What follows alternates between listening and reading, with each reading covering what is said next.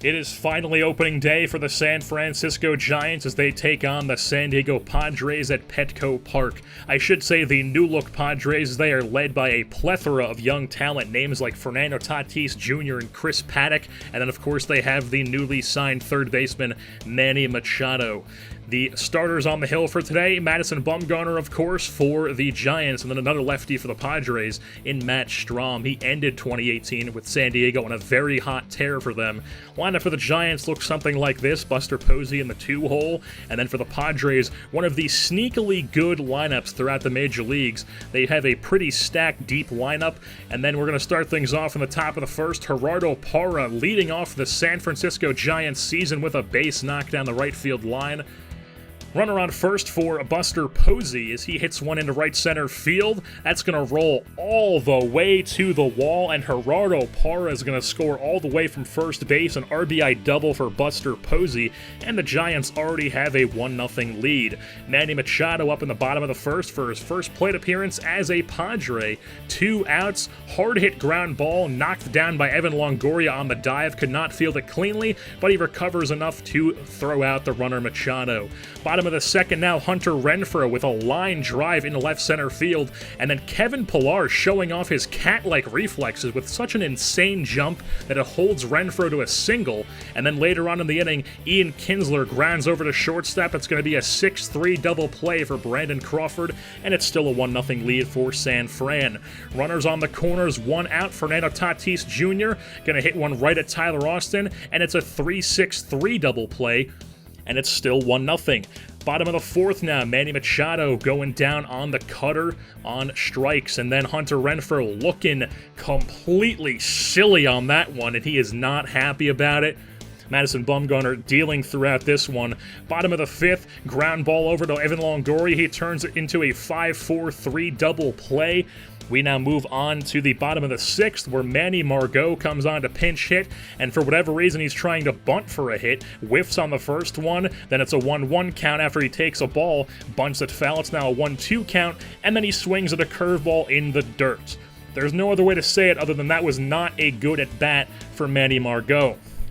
Robbie Erlin, left-hander, comes out of the pen for the Padres in the top of the seventh, and he allows a base knock over the leaping glove of Fernando Tatis Jr. into center field. So Belt's on first base. Kevin Pillar then tries to lay down a sac bunt, and it backfires as Manny Machado makes a strong throw to second to get the lead runner, but then Brandon Belt bloops one over the glove of Manny Machado, and it's going to be first and second with 1 out. Yangervis Solarte then comes in to pinch hit for the Giants. And with 2 outs, he hits one off of the left field wall. That's going to score 1 run, and it's going to be a 2-0 Giants lead now. An RBI double for Yangervis Solarte. And then later in the inning, it's Gerardo Parra, bloops one into center field. Will Myers coming on. They're going to send home Solarte as after 1 run scored, Solarte is gunned at the plate by the arm of Will Myers. So a 3-0 lead heading into the bottom of the ninth. 2 outs, and Will Smith comes on, gets a pop-up by Franmil Reyes, and that is going to be the ball game as the San Francisco Giants win opening day here over the Padres by a score of 3-0. Mad Bum was spectacular on the hill. Through 6 innings pitched, he had 7 strikeouts and only allowed 3 hits. He locked up Player of the Game honors with that performance. As far as the bats go, Buster Posey was 2 for 4, Gerardo Parra was 2 for 4, and then Yangervis Solarte had that pinch hit RBI double. While San Diego, their bats were very cold here to start the season. They did not score a single run and only had 5 total hits.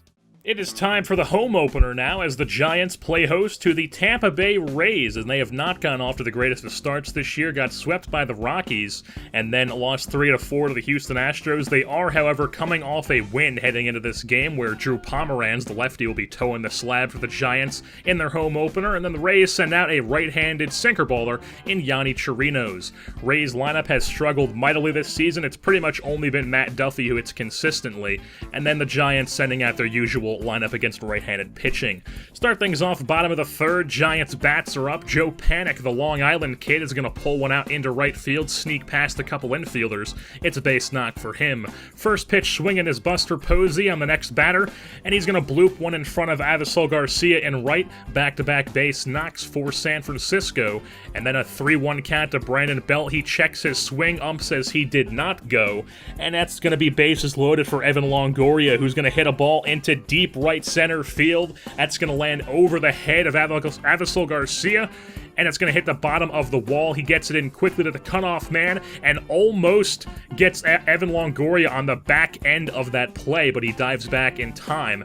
And then later on in the inning, Kevin Pillar, with runners on the corners, would hit a ball to deep center field. It's deep enough to tag up the runner from third, and it's now a 4-0 Giants lead. Meanwhile, Drew Pomeranz has been cruising as this Matt Duffy base knock is the first hit of the game for the Tampa Bay Rays. That brings up Tommy Pham, who, well, look at that average. Not the greatest year for Tommy Pham so far. And then just very unlucky as he hits a ball right to Kevin Pillar, doesn't even need to move. We move on to the top of the sixth, and I'm sorry for picking on Tommy Pham, but he goes down swinging on the up-and-in cutter, and we move on to the top of the eighth where Reyes Moronta comes in for the Giants. One of the filthiest arms in their bullpen, runner on first, one out, and Austin Meadows is going to go down looking on the backdoor slider. Joey Wendell is going to fall victim to it as well. Back-to-back strikeouts to end the inning. 4-0 lead, a bunch of righties due up, so Mark Melancon is going to come in for the Giants to try to get the save, and Tommy Pham, with a base knock into left field, pulls that one past the diving glove of Crawford, and that's how you know things are going to start unraveling. As after that, Mike Zunino picks up a base knock. Runners on first and second now. After that, it's Avisol Garcia. He pokes one out into right field, going to land in front of Pillar in right center. It's going to score a run. Now runners on the corners as Garcia finally gets the Rays on the board. It's now a 3-run game. Daniel Robinson also is going to poke one. It's going to land in front of Parra in right field. Runners on the corners again. It's a 4-2 game. They say enough's enough, so Will Smith comes on, faces the lefty Kiermaier, stands no chance, gets him on the slider. It's 2 down now in the inning, and then he tries the back foot slider on Yandy Diaz, and he just pulls that into left field for a base knock. It's now a 1-run game, and the Rays send on the lefty Michael Perez as a pinch hitter, and he is going to draw a walk as Will Smith cannot find the strike zone, so bases are juiced for Joey Wendell. 0-2 count, and he does not pull the trigger on the up-and-in fastball. Will Smith does a little shimmy, and he finally gets out of it as the San Francisco Giants, bit of a scare, but they do win here on their home opener over the Tampa Bay Rays by a score of 4-3. Drew Pomeranz went 6 innings strong, only gave up 3 hits and struck out 6, only walked 1 as well. That secured him player of the game honors. Evan Longoria was the majority of the Giants' offense. He only had 1 hit on the day, but it was a bases clearing 3 RBI double. For the Rays, their offense was all entirely in the bottom of the 9th, as Avisol Garcia, Yandy Diaz, and Daniel Robertson all had an RBI in that 9th inning. And before we move on to the next game we are showcasing against the Colorado Rockies, let's hop into AAA and take a look at what Ryan Schimpf has been doing since we've signed him. 37 at-bats, 6 home runs already, scored 8 runs as well, a .405 batting average. Ryan Schimpf putting up a good case for why he should be in the major leagues. You could possibly see him up in San Francisco very, very soon. Also, the Colorado Rockies are without Ian Desmond for 1 to 2 months as he has a fractured hand. And if you ask most baseball fans, and definitely Rocky fans, they will tell you that that's probably an upgrade for center field missing him. We move on to another game here in April against the Colorado Rockies, sitting at 13-3, leading the NL West early on in the season, rocking their purple tops here today. Derek Rodriguez on the bump for the Giants.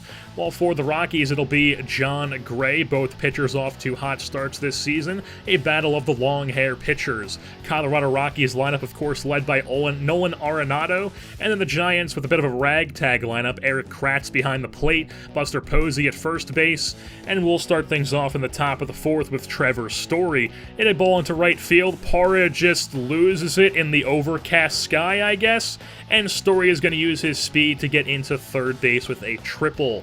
Next batter up was Daniel Murphy, and he's going to rip a ball past Posey at first base into right field, RBI single for Murphy, 1-0, Rockies is the lead. Inning would not last any longer though, as David Dahl would ground into an inning-ending 4-6-3 double play. Bottom of the fourth now, Gerardo Parra in the 3-hole today, blooping one in front of the left fielder for a base knock. Next batter up is Tyler Austin in the cleanup spot today, and its pitch is going to get past Iannetta, move Parra up into scoring position, and then Tyler Austin gets a hold of the next pitch, is going to bang it off the left field wall. Parra will easily score from second base. It's going to be an RBI double for Austin as he gets into second base, and it's a tie game, 1-1. Then Brandon Crawford clubs a pitch over the head of Murphy at first base. Austin would score. It's an RBI single for Crawford and his wet hair. John Gray then pops one up to the catcher because strategy, pitchers who rake. Move on to the top of the sixth with Nolan Arenado at the plate. He's going to rip a ball right at Buster Posey, who makes a beautiful snag. Take another look at that one in slow motion. Buster Posey showing off the leather. Will Smith now comes on in the ninth. It's still a 2-1 game. They would not try to do anything with a Lanson this time around, and Trevor Story there with an awful swing that somehow Brandon Crawford just cannot get to in time. Take another look at that one. Just once again, an awful swing, uses his speed to beat it out, and it's going to be an infield single for Story. So runner on first with one out now as Daniel Murphy hits a ball off of the right field wall, and Story is going to score from first base easily. An RBI double for Daniel Murphy. It's now a 2-2 ball game.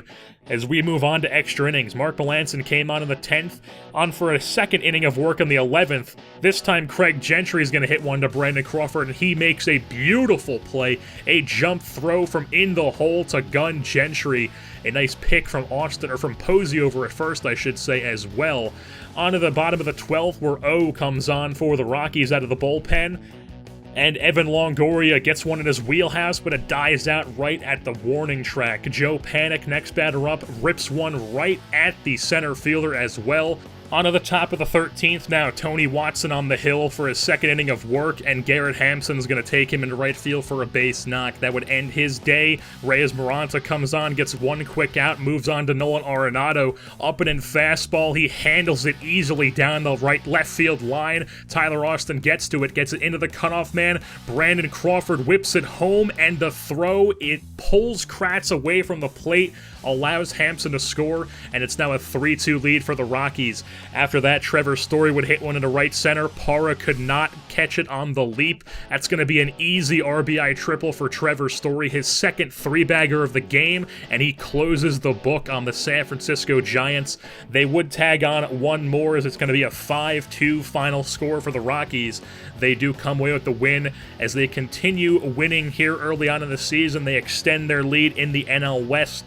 And Trevor Story, of course, gets Player of the Game honors. He was 3 for 5 on the day. He had 2 triples, also had an RBI. Daniel Murphy, 3 for 5 with a double, 2 RBI as well. As far as the Giants' bats go, we had Brandon Crawford, who was 2 for 5, and then Tyler Austin was 1 for 5, his only hit of the day being an RBI double. He also scored a run as well. But with that being said, that is going to wrap things up here for this edition of the San Francisco Giants franchise. I've been your host, Jerseyborn, and I am saying, listen to the new Anderson .Paak album.